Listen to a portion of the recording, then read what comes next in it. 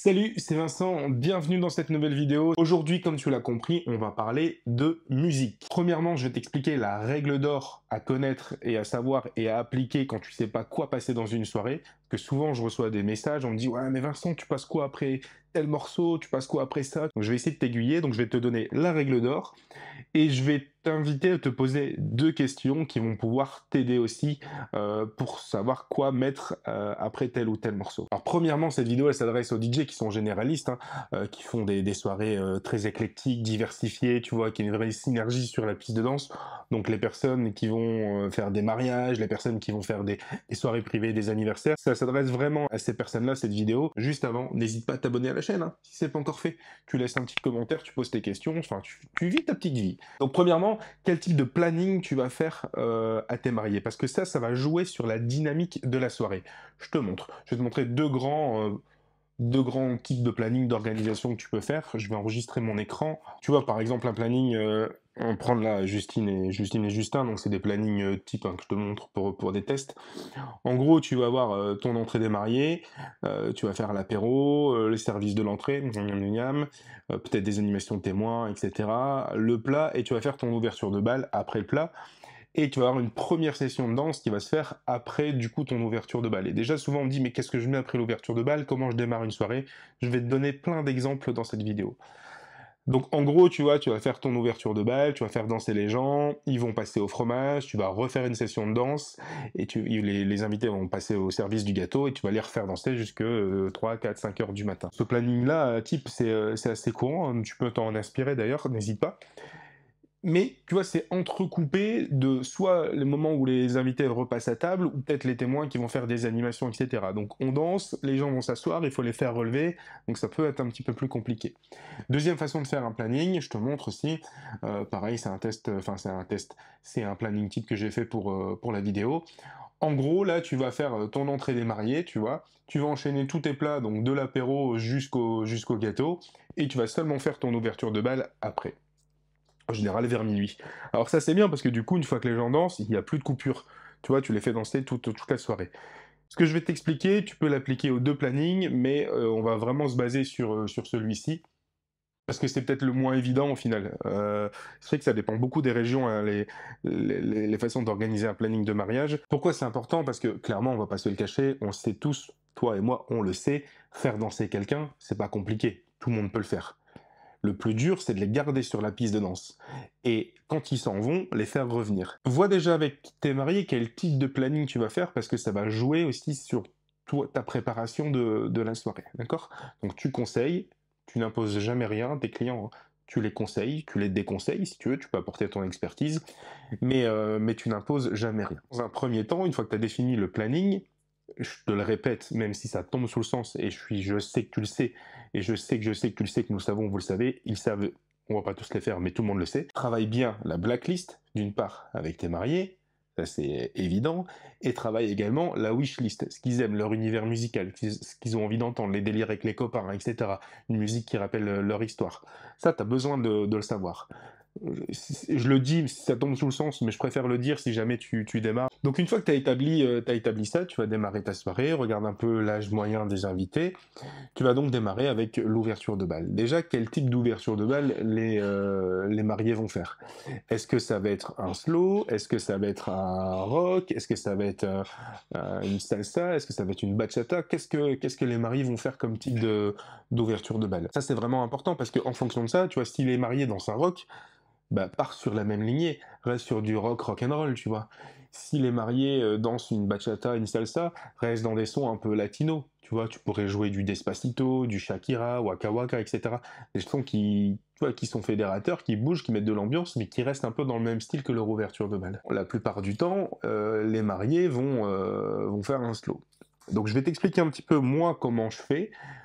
Après, il n'y a rien de gravé dans le marbre. Ça veut dire que ce que je t'explique aujourd'hui, peut-être que je ne vais pas le mettre en place samedi.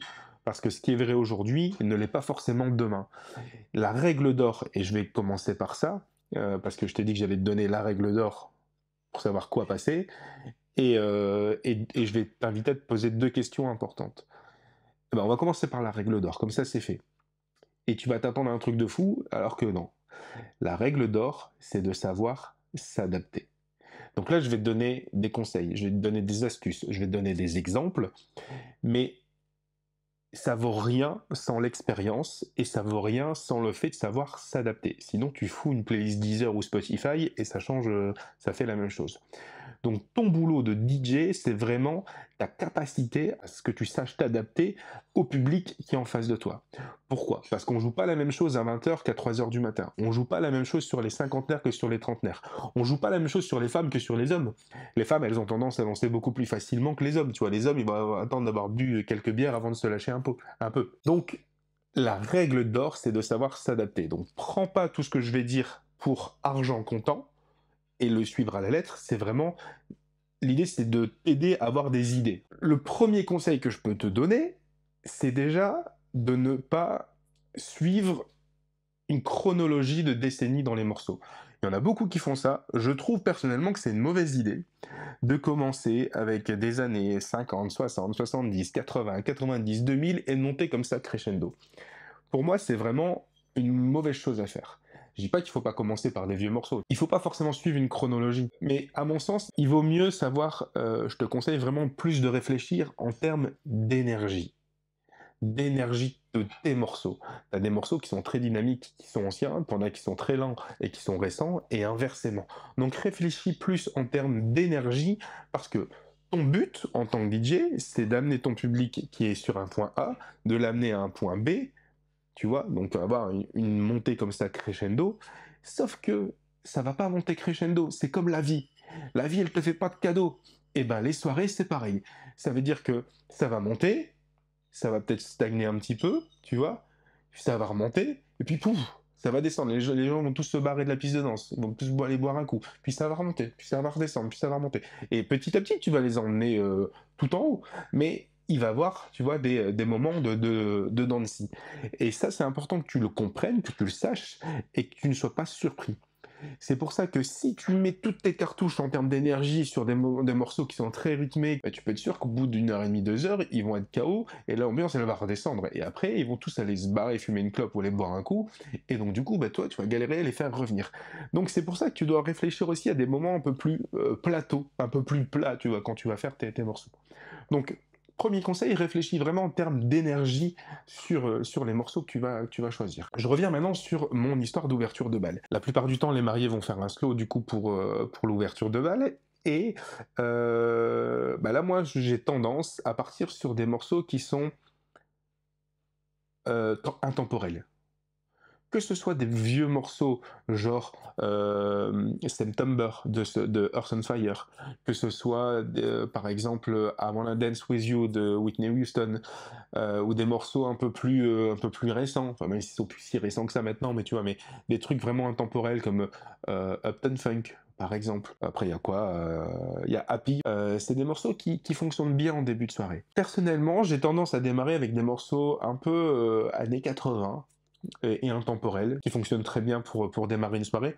Je vais te mettre une liste d'ailleurs dans la description, donc n'hésite pas à aller jeter un coup d'œil. Je vais te mettre une liste de... Bah, je vais te donner des exemples, hein, peut-être 15-20 morceaux. Et en fait, je vais démarrer avec des sons un peu plus anciens. Pourquoi? Parce que tu verras que quand tu fais une prestation de mariage, après le gâteau, tu as une première vague de personnes qui part, quand tu utilises le planning que je t'ai montré, hein. C'est sûr que si tu fais tous tes plats jusqu'au gâteau, les gens ne vont pas partir, ils vont moins attendre l'ouverture de bal et danser un peu.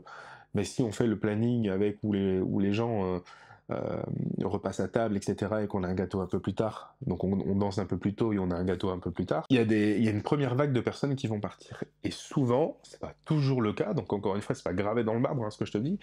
Souvent, ceux qui vont partir, ça va être les oncles, les tantes, ceux qui ont une soixantaine d'années, etc. Bah, ceux qui ont fait la fête dans les années 80, en gros. Et donc, du coup, je pense que c'est bien de commencer par ce style de musique-là, parce que comme c'est eux qui vont partir en premier, et s'ils se barrent et que t'en as pas joué et que t'en joues à 3 heures du matin, ils vont se dire, bah, c'était cool, ton DJ était bien, mais par contre, ouais, j'aurais quand même bien aimé entendre des années 80, un truc de notre génération. Et donc, c'est pour ça que je commence par ça.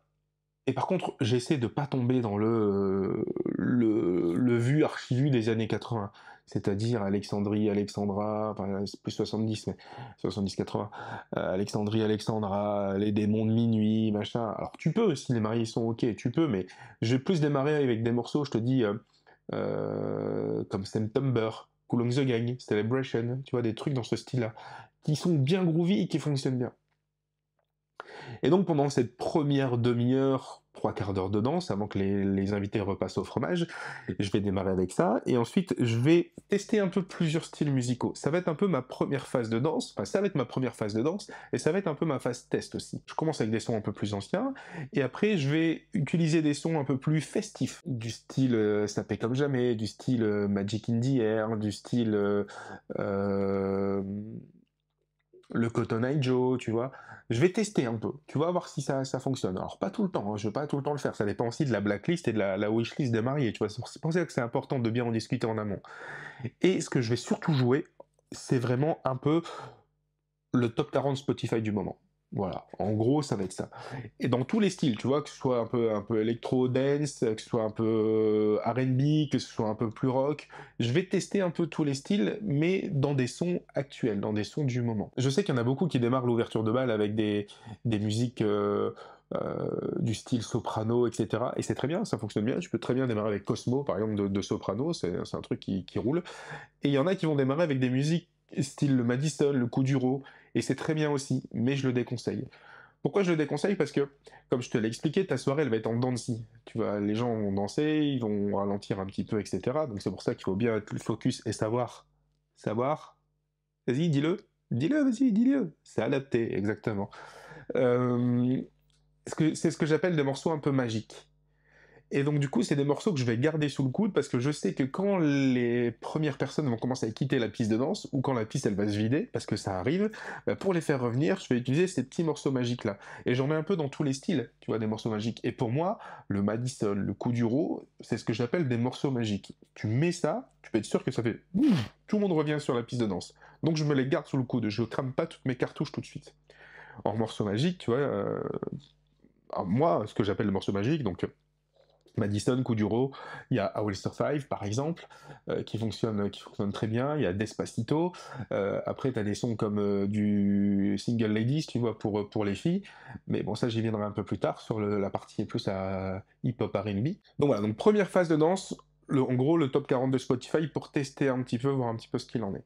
Ensuite, j'invite les gens à passer à table pour manger le fromage, ou peut-être une petite animation des témoins. Et là, c'est un peu plus compliqué parce que les gens ils viennent de danser une demi-heure, trois quarts d'heure, viennent de finir le fromage, donc ils sont un petit peu plus, tu vois, ils sont pas tous comme ça, mais ils sont un peu plus lourds, ils discutent, tu vois, ils viennent de se poser, donc c'est un peu plus compliqué à les faire danser. Ce que je fais et qui fonctionne très bien, alors je le fais pas tout le temps, encore une fois, ça dépend j'en discute avec les mariés, voir s'ils sont au courant, enfin s'ils sont ok plutôt, pour qu'ils soient au courant. Je leur demande s'ils ont envie de faire une petite session de slow dans la soirée, et si tel est le cas, après le fromage, j'ai tendance à faire une petite session de slow. Pourquoi? Parce que ça va faire revenir les gens. Alors attention, attention avec les slow. Trop de slow tue le slow. Moi j'en mets deux, voire trois vraiment grand max. En général c'est deux. En général je mets un français et un anglais. Et donc une fois que les gens sont revenus sur la piste de danse, je vais embrayer sur des sons un peu latinos. Pourquoi? Parce que je te parlais d'énergie. Bah là, je vais les faire remonter crescendo, en fait, tu vois. Donc, je mets des sons un peu latinos. Donc, je vais mettre des sons comme Despacito, Taki Taki, La Gente. Alors, excuse-moi, mon espagnol, il est vraiment pas terrible. Mais, tu vois, ça peut être du Shakira, tu vois, Hips Don't Lie, etc., Waka Waka. Des sons qui sont, tu vois, ça bouge, machin, tu vois. Ça peut être le moment de faire une petite session zouk aussi, tu vois, si les mariés sont ok. Et petit à petit, en fait, je vais monter la sauce, monter l'énergie pour arriver sur le même style de la musique qui a été choisie pour le gâteau. Quand les mariés se marient, ils font leur buffet dessert, leur gâteau, et ils doivent choisir une musique. Il faut pas imposer une musique, hein. C'est pas toi qui choisis, sauf s'ils ont vraiment pas d'idée. Mais c'est à eux de choisir la musique. Enfin, moi, c'est comme ça que moi je le conçois. Et moi, ce que je leur conseille, c'est une musique qui est très dynamique, tu vois, un truc un peu électro, genre du David Guetta, du Bob Sinclair, peu importe la génération, tu vois, ça pourrait être le remix de Gala qui a été fait il y a pas longtemps, mais un truc, tu vois, ça peut être Trompetta, ça peut être du Avicii, un truc qui bouge, tu vois, qui envoie bien. Et donc l'idée, ça va être de les emmener, c'est un peu sur ce style de musique-là, tu vois, un peu dance électro. Donc, petite session de slow, s'ils sont ok, s'ils sont pas ok, j'en fais pas, je démarre direct sur des sons un peu latino. Et du latino, je vais passer sur des sons très girly. Pourquoi? Parce que ça va être le moment où les filles vont danser sur la piste de danse, beaucoup, et les gars ils vont être au bar en train de boire des bières, vu qu'ils ont déjà dansé un petit peu, et comme je t'ai dit, les filles dansent plus facilement que les hommes, et si, ça c'est une petite astuce, si les filles sont sur la piste de danse, les hommes vont finir par les rejoindre. Donc là je vais jouer des sons, tu vois, qui sont très girly, par exemple du Beyoncé, du Rihanna, du Jennifer Lopez, pourquoi pas Aya Nakamura. Alors je sais qu'il y en a qui vont s'insurger, mais si les invités et les mariés aiment bien, ben j'en joue. On est là pour faire plaisir aux invités. Attention, je dis pas qu'on est des jukebox. C'est-à-dire que s'il y a quelqu'un qui vient me demander un morceau, moi par principe je ne dis jamais non, sauf si c'est blacklisté par les mariés. Par contre ce que je vais lui dire, c'est 100 balles le morceau. T'es fou, je serais riche. On serait tous riches. Non, ce que je vais lui dire, c'est que, ok, je prends note de ta demande, je vais le passer, mais je vais pas le passer dans la minute. Je le passerai quand ce sera le moment opportun, quand je vais juger que ce sera le moment opportun pour passer ce style de musique-là, tu vois. Donc c'est ce que je dis, moi, aux invités, et ça passe très bien. Et des fois, c'est vrai qu'on a des invités qui sont relous. T'as pas le morceau? Mais je dis, attends, je l'ai déjà mis. Tu me l'as déjà demandé il y a 5 minutes, je l'ai déjà mis. Ah bon? Ouais, j'ai pas entendu. Bah, ouais, je suis désolé. Des fois ça marche.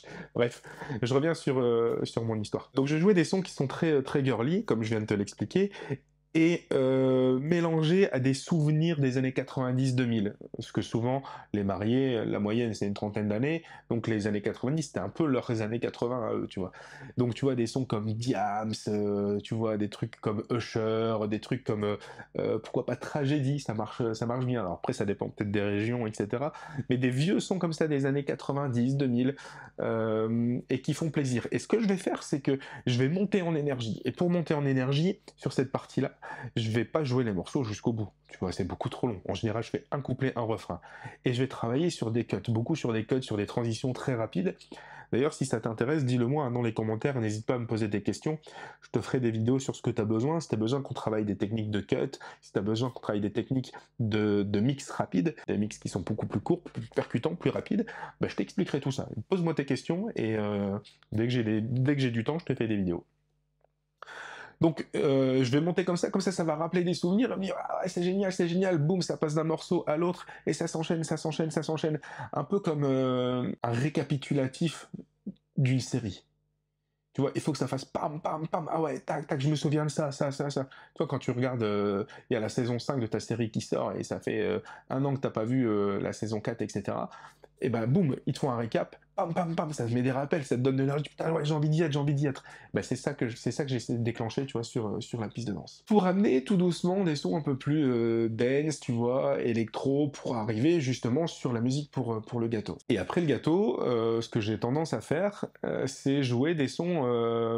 je refais une session un peu plus ancienne, genre années 80, etc., où je vais me servir de mes morceaux magiques pour les faire revenir. Mais pourquoi je reviens bien faire une petite session années 80 après le gâteau? Bah, comme je te l'ai dit, si t'as bien écouté la vidéo, la plupart du temps, les gens qui vont partir après le gâteau sont les personnes qui ont fait la fête dans les années 80. Et donc du coup, je me dis que si je leur mets des petits morceaux qui vont leur rappeler leurs souvenirs, leur jeunesse, peut-être qu'ils vont pas se barrer tout de suite et qu'ils vont rester un peu plus. Et derrière, je peux réenchaîner. Et souvent, ce que j'aime bien faire, tu vois, c'est démarrer sur des sons classiques années 80, genre par exemple du ABBA, enfin c'est plus 70, mais 70-80 pour moi c'est un peu pareil. Ça peut être du ABBA, ça peut être du Boney M, etc. Enchaîner sur des musiques années 80 remixées actuelles, tu vois, pour enchaîner sur des sons un peu plus péchus en fin de soirée. Parce qu'en fin de soirée, tu peux te permettre de jouer un petit peu tout ce que tu veux au final. Tu as testé un peu tout ce qui fonctionnait, et en fin de soirée, bah, tu peux même sortir un peu de ton univers un peu plus commercial, quand il reste un peu moins de monde, et vraiment même pourquoi pas toi te faire plaisir en mixant la musique que t'aimes, tout en respectant les choix de tes mariés. Mais à un moment donné, quoi qu'il arrive, tu verras qu'il y a des gens qui vont partir, la piste elle va se vider, etc. Donc tu peux utiliser des morceaux magiques. Je sais pas pourquoi je pense à ça, là, Billie Jean, Michael Jackson, tu vois. C'est des morceaux, c'est un morceau qui fonctionne bien. Mais tu vois, par exemple, moi je vais attendre, parce qu'il y en a toujours un dans la soirée, tout le temps, qui se prend pour Michael Jackson, tout le temps. Donc quand je vois qu'il y en a un qui fait un pseudo moonwalk ou un truc, boum, je vais claquer un Jackson. Alors pas forcément Billie Jean, hein, ça peut être Thriller, ça peut être un autre morceau de Jackson, mais pareil, c'est des morceaux qui sont en plus très longs, donc c'est pas des morceaux que je vais mettre jusqu'au bout. C'est des morceaux, en général, je vais mettre un couplet, un refrain. Et j'aime bien varier, tu vois, aussi, en faisant ça, en faisant des transitions rapides, et des fois où je vais mettre des musiques un peu plus longues, parce que je sais que les gens attendent les refrains, attendent pour chanter, attendent pour danser, et si tu les coupes tout le temps, ça peut être frustrant. Donc il faut trouver le juste milieu, hein. C'est comme les slows, trop de slow, tu les slow, c'est comme les animations, trop d'animations, tu l'animation, trop de remix, tu les remixes, trop de mix rapide avec des cuts, etc., tue l'énergie, donc il faut jauger, tu vois, et ça, bah, c'est l'expérience, hein, qui te l'apprend. Moi, je te donne des conseils, et après, ça va être à toi de forger ta propre expérience. Néanmoins, tu as toujours des gens qui s'en vont, etc. Donc, les deux questions que je t'invite à te poser justement quand les gens s'en vont, quand tu sais pas quoi passer, que tu es comme ça devant tes platines, tu te dis waouh, je sais pas quoi faire, eh bien, réfléchis encore une fois en termes d'énergie. Première chose, est-ce que les gens sont fatigués ou est-ce qu'ils ont de l'énergie? Parce que s'ils sont fatigués, c'est pas le moment d'envoyer du BPM à 130, 140. Tu vas les tuer. Donc peut-être ralentir, peut-être partir sur des sons un peu plus latino, hip-hop, R&B, tu vois, des trucs qui se dansent un peu plus cool. Si tu sens que les gens sont chauds patates et que tu peux leur envoyer du lourd, ben là tu vas pouvoir envoyer du son qui est péchu, tu vois, ou un BPM beaucoup plus élevé. Et tu peux très bien passer d'un BPM à 90 à 130, hein, c'est pas un souci. Faut juste techniquement bien savoir le faire. Si c'est quelque chose qui t'intéresse, pareil, un petit commentaire, tu me le dis, je te prépare une vidéo et, euh, et je m'en occupe. Donc n'hésite pas, plus il y a de commentaires, plus ça va me permettre de t'aider à progresser. Donc ça, c'est la première question que je t'invite à te poser. Est-ce que les gens sont fatigués ou pas? Est-ce que je dois ralentir le tempo ou pas? Est-ce que je dois l'accélérer? Et la deuxième question qui découle au final de la première, c'est est-ce que les gens, ils en ont pas marre d'entendre ce style de musique-là? Eh ouais. Donc, est-ce qu'il n'est pas temps de changer de style? Moi, ce que je te conseille, c'est de faire des sets musicaux de entre 3 et 5 morceaux, tu vois, dans le même style. Et après changer. C'est pour ça que je te dis en début de vidéo, c'est pas intéressant. À mon sens, c'est pas judicieux de démarrer sur la chronologie en termes de décennies. Tu peux très bien démarrer avec des années 80-90, jouer de la nouveauté, et puis 2 heures après, rejouer des années 90. Il n'y a rien qui t'en empêche. Donc je te conseille des sons qui soient voilà, entre 3, 4, 5 morceaux, et ensuite tu changes de style. Ça te permet en plus de tester. Parce que, imagine que tu as 130 personnes à ton mariage, tu n'auras jamais 130 personnes qui vont danser. Si t'as 85-90% des gens qui dansent, c'est bien, c'est déjà très bien. Mais l'idée, c'est d'avoir les 130 personnes qui ont fini par tous danser à un moment donné. Moi, mon petit objectif, quand je rencontre les mariés, je dis, on a tous dans notre famille des gens qui n'aiment pas danser, qui se lèvent jamais. Je dis, montrez-moi qui c'est, je vous promets pas que je vais y arriver, mais mon petit objectif de la soirée, ça va être de le faire lever. Et si j'ai réussi, ben, je suis content. Et souvent, je dis au mari, je dis, t'as vu, il s'est levé, même si c'est juste sur une musique, hein, tu vois. Donc l'idée c'est que tout le monde danse pendant la soirée, mais tu n'auras jamais 100% des gens qui vont danser en même temps. Donc pose-toi ces questions, c'est vraiment très percutant quand tu te retrouves face à une piste de danse qui se vide ou quand tu sais pas quoi mettre. Et une petite règle que tu peux appliquer, que moi je m'applique, c'est de pouvoir retrouver tes morceaux en moins de 5 secondes. Je te garantis que c'est la règle que je me suis appliquée. Pourquoi? Dans les prestations, type mariage, etc., l'idée c'est de toujours avoir un coup d'avance déjà. Donc ça veut dire que quand tu joues un morceau dans ton deck A, forcément t'es en train de mixer, t'es en train de préparer, t'es en train de caler machin, ton morceau dans ton deck B, logique, tu vas me dire. Mais pense déjà à ton deck C, tu vois, à ton morceau C. Même si t'as que 2 decks, on s'en fout, tu vois, pense à ton troisième morceau. Essaie de toujours avoir un coup d'avance. Mais il faut que tu puisses retrouver ton morceau en moins de 5 secondes. Pourquoi? Parce que des fois, tu vas jouer ton morceau. Ça prend au début, et puis tu te rends compte qu'au bout de la chanson, ça prend pas. Donc le truc que tu étais en train de caler, machin, eh ben il faut changer. Eh ben ouais. Et donc des fois, il te reste 30 secondes avant la fin, et tu te dis, ouais, non, ça va pas. Ça marche pas, je vais changer. Ou alors, t'as quelqu'un, et ça arrive tout le temps, qui vient de parler. La mariée qui vient de parler, un témoin qui vient de parler, qui est bourré et qui te lâche plus, le traiteur qui te pose des questions. Et là, tu vois ton timing défiler, et tu dis, ouais, il me reste plus beaucoup de temps, il faut que je trouve mon morceau, je sais pas encore quoi mettre. Donc il faut que tu puisses, boum, ok, je pense à ça, Ariana, c'est dans tel dossier, tel morceau. Si tu as besoin d'aide pour structurer ta playlist musicale, et ben encore une fois, tu me le dis, je ferai une vidéo. Alors, je trouve que c'est très propre à chacun, le rangement de ces morceaux dans une bibliothèque musicale. Mais je pourrais te donner un petit peu, moi, comment je fais, et des conseils, encore une fois. Mais pour le coup, c'est vraiment très propre à chacun. Il y a des gens qui sont très désorganisés, mais qui sont c'est un bordel organisé dans leur musique, tu vois.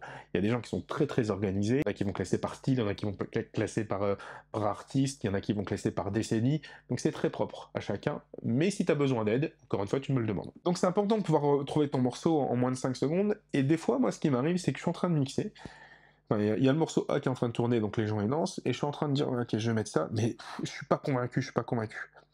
Donc ce que je fais, c'est que je me prépare un morceau, souvent un morceau magique, je le mets, comme ça je me dis si ça marche pas, je sais que au moins ça va fonctionner. Ou un morceau fédérateur, je vais t'en parler juste après. Et des fois, je cherche, et j'arrive à 10 secondes de la fin, et boum, hop, je le charge. Alors, je le charge rapidement, je fais une transition rapide, et du coup, j'ai changé vraiment à la dernière minute. Donc, c'est important aussi de savoir le faire et de savoir anticiper ça. Je te parlais du coup de morceaux fédérateurs. C'est des morceaux à passer absolument quand tu as du monde sur la piste de danse. Il y a des morceaux qui font venir le monde sur la piste de danse, et il y a des morceaux qu'il faut passer quand les gens sont sur la piste de danse. Par exemple, je pense à Got a Feeling de Black Eyed Peas, qui pourrait aussi très bien être un morceau de début après l'ouverture de bal. Pourquoi pas, ça peut être envisageable. Les morceaux fédérateurs, donc à Got a Feeling, je pense à C'est la vie, alors je sais plus qu'est-ce qu'ils chante ça là, C'est la vie, la la la la la, ça marche super bien. Après, en termes de morceaux fédérateurs, pour moi, un grand classique, c'est J'irai où tu iras de Céline Dion et Goldman, tu vois. Ça, c'est des morceaux, tu sais que quand il y a du monde, ça va fonctionner. Gala, Free From Desire, tu vois, c'est des morceaux comme ça. Je trouve que Bob Sinclair, Rock This Party, ça fonctionne plutôt bien. Memories de David Guetta. Après, on a des sons comme Crazy in Love, tu vois, qui fonctionnent bien aussi, que je mets vraiment quand il y a du monde sur la piste de danse. Donc ça, c'est ce que j'appelle les morceaux fédérateurs, donc des morceaux que je passe vraiment quand il y a vraiment un maximum de monde sur la piste de danse. Donc voilà un peu pour les conseils que je pouvais te donner. Maintenant, si je devais te donner quelques morceaux comme ça, un peu en vrac, j'ai longtemps démarré, enfin longtemps, j'ai souvent démarré à un moment donné à l'ouverture de bal, après l'ouverture de bal avec des morceaux comme Offenbach. J'enchaînais avec du Kungs, j'enchaînais, tu vois, sur des sons un peu comme ça qui sont dance mais pas trop, tu vois, c'est du 115, 120 BPM la plupart du temps. Des fois je démarre avec des morceaux qui sont un peu plus pop R&B, alors ce que j'appelle moi de la pop R&B, ça va être vraiment de la pop R&B commerciale, hein, du Gims, du Soprano, l'artiste aussi des fois, tu vois, ça peut bien fonctionner. Et d'ailleurs, tiens, ça me fait penser que quand tu vois que les gens sont chauds, quand tu vois que les... Alors je sais que je te donne plein d'infos comme ça, c'est pas forcément structuré la vidéo, mais on s'en fout. Le but c'est de te donner... Je m'en fous en fait de faire un truc carré. Ce que je veux, c'est te donner des choses qui vont t'aider. Donc dès que je pense à un truc, je te le dis. Et là je pense à un truc, donc je te le dis. Quand tu vois que les gens sont chauds, essaie de mettre aussi des sons qui sont français. Pourquoi? Pas parce qu'on est chauvin les Français, un peu quand même, mais... parce qu'en fait, les gens, ils vont avoir envie de chanter. Et à moins qu'ils parlent tous super bien anglais, ils vont pas chanter en anglais, tu vois, même s'il y a des super sons. Donc, quand tu sens que ça bouge, envoie du son français où les gens vont pouvoir chanter le refrain. Et là, parce que ça va monter l'énergie. Donc pense-y aussi, tu vois, pense à ça, ça peut être... quand tu sens que ton énergie, elle monte, tu dis, ah tiens, je vais peut-être faire une session français pour que les gens se lâchent. N'hésite pas aussi à les ambiancer, tu vois, quand t'es au micro. Alors attention, la prise de parole au micro, c'est pas trop non plus, c'est vraiment avec parcimonie. Tout le monde me demande, c'est qui parcimonie? C'est qui parcimonie? C'est quelqu'un de très sympa. Mais il faut pas en abuser. D'accord? D'ailleurs, il faut abuser de personne dans la vie. Voilà un petit peu les conseils que je voulais te partager. Vraiment, le plus important, je te le rappelle, c'est de savoir s'adapter. Ça, c'est vraiment primordial, tu le sais, tu l'as compris, et j'espère bien, parce que sinon ça fait un quart d'heure, 20 minutes que je parle pour rien. Savoir s'adapter. Après, pose-toi les bonnes questions. Est-ce que je ralentis? Est-ce que j'accélère le tempo? Est-ce que je change de style? Et si oui, comment je le fais? Est-ce que je le fais avec des mix rapides? Est-ce que je le fais avec des mix un peu plus longs, tu vois? Garde-toi des morceaux magiques qui vont fonctionner.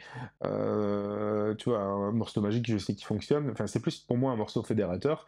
C'est Indochine, par exemple, tu vois, ça fonctionne toujours très bien dans les mariages.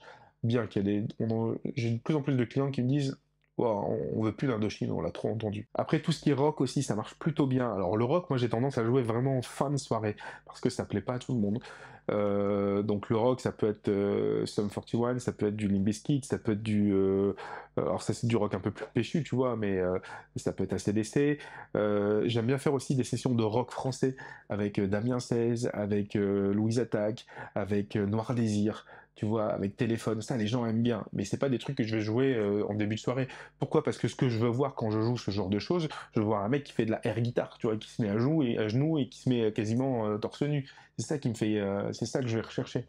Et ça, bah, il faut que je monte l'énergie avant de pouvoir balancer ce type de morceau-là, tu vois. Et enfin, fin de soirée, souvent la dernière heure, bah, là on est vraiment sur des sons qui envoient. Donc soit c'est de la grosse house bien rétro à l'ancienne, tu vois, s'il est marié qui fait ça, ou alors des sons même techno, tu vois, qui envoient parce que c'est la dernière heure.